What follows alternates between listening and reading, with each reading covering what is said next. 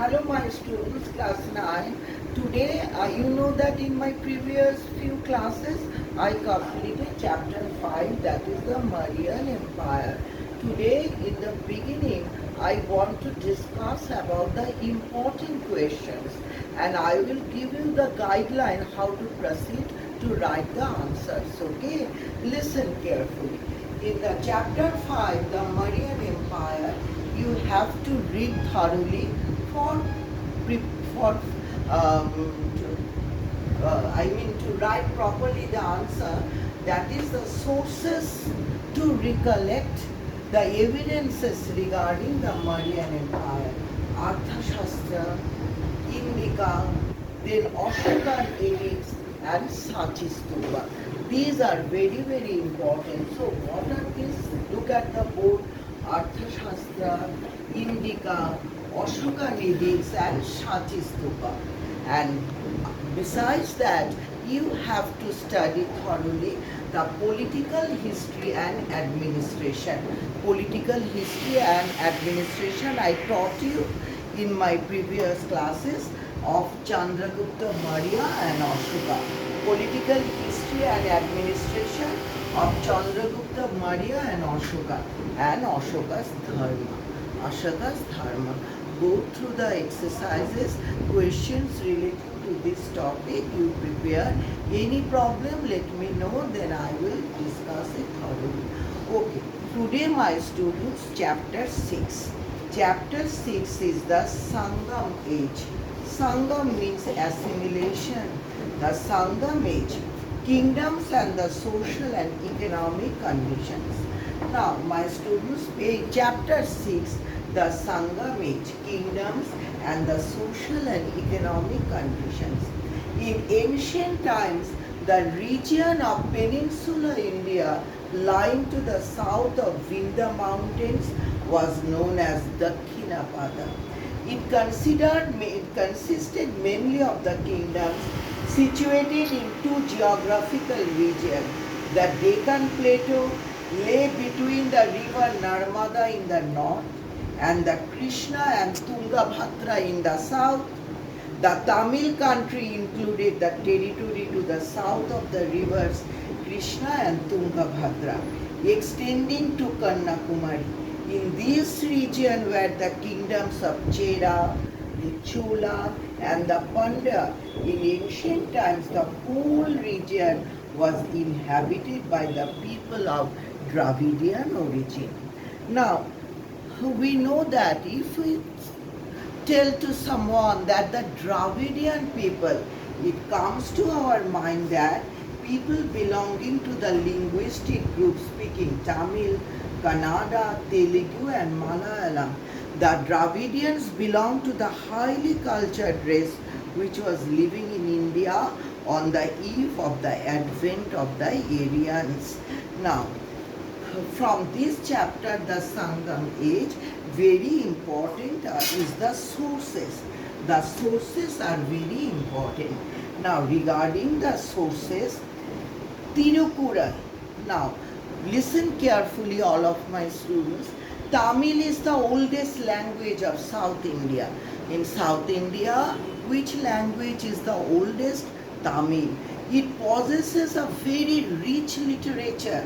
Tamil became a prominent. So Tamil is the oldest language. The oldest language is Tamil. So my students, in your objective type of question also, this is important. That is, Tamil is the oldest language.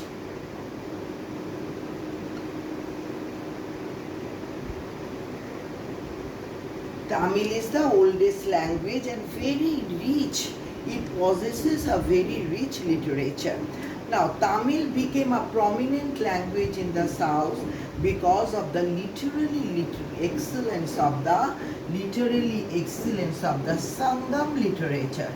The literature is the Sangam literature, very rich literature. Now, the word Sangam means assembly. Sangam means assembly, where many people assemble together. According to our tradition, 3 sangams or assemblies of literary men were held at Madurai, the center of great literary activity in Tamil country. So where my students at Madurai. So look at the book and also the board Madurai, a place in South India where 3 sangams or assemblies of literary men were held at Madurai. Madurai was very famous, and the center of the Madurai, the center of the great literary activity. It is generally accepted that these assemblies lasted from about 1st century BC to the 6th century AD. Many poets, scholars and bards. Bards means the people, B-A-R-D-S. I hope you know the meaning. People moving from one place to another and singing many songs, and which are actually very rich in literature. Now, who gathered there produced a large volume of excellent Tamil poetry. These literary compositions were collected and compiled into books called the Sangam literature. So very important is, my student, look at the book Sangam literature. This Sangam literature written in Tamil language. Written in Tamil language. Now, Tirukural. My students, very carefully you listen. Tirukural.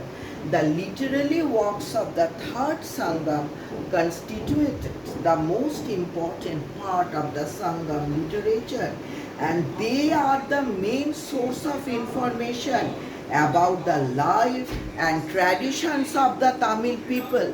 Tirukural was written by Tiruvallural. Now, very important, keep in your mind, my students, Tirukural was, who was the writer of Tirukural? Tirukural was written by Tiruvalluvar. It consisted of 1,330 couplets organized into 133 chapters.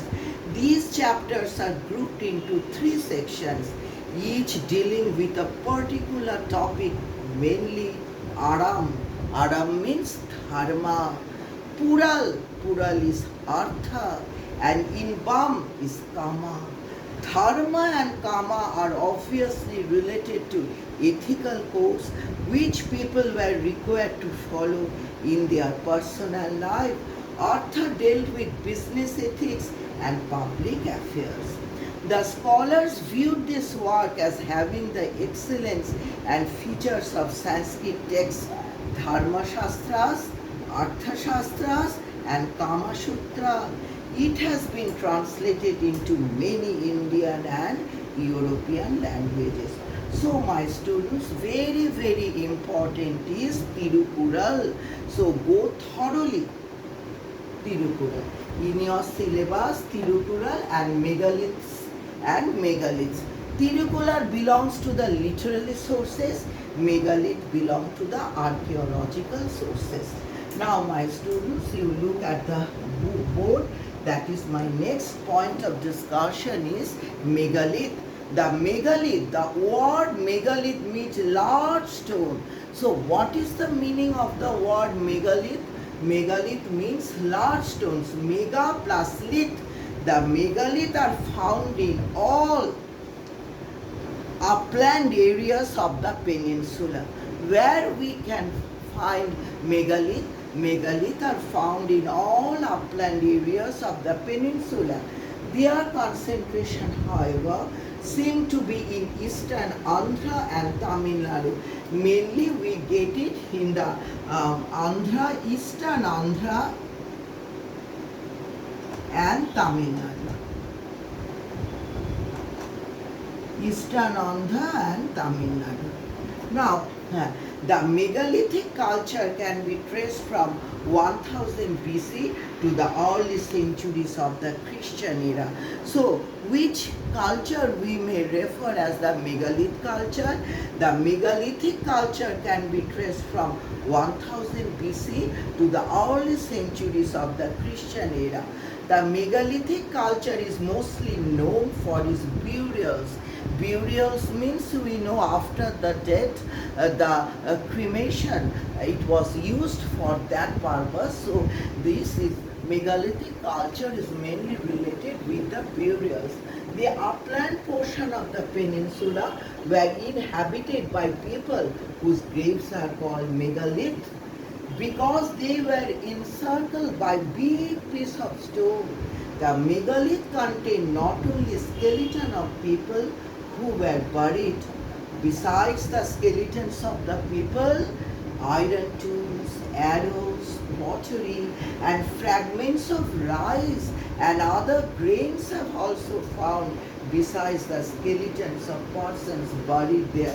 So besides the skeletons of the persons, we find iron tools, arrows, potteries, and fragments of rice and other grains have also found besides the skeleton of the persons buried there. Arrowheads, spearheads, and sickles, all made of iron.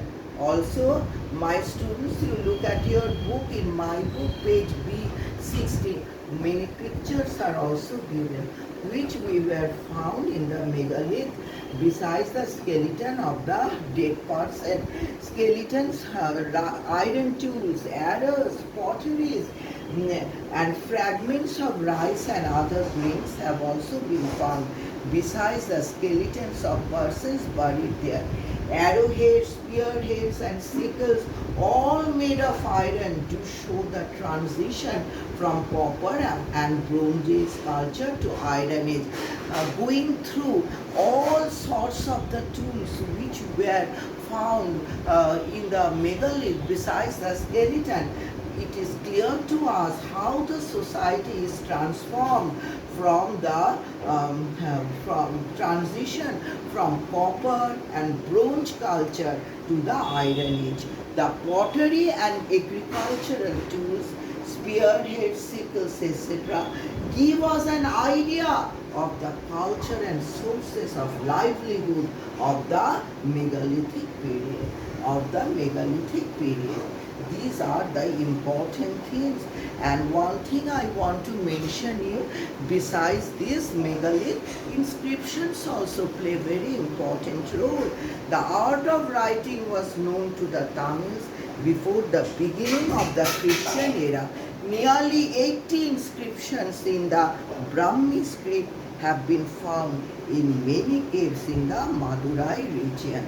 Now, so most important regarding the sources of the Sangam age, my students, the literary sources, the Tirikural, because Tamil is the oldest language of South India, it possesses a very rich literature. And megalith, means, the word megalith means large stone, mega plus lith.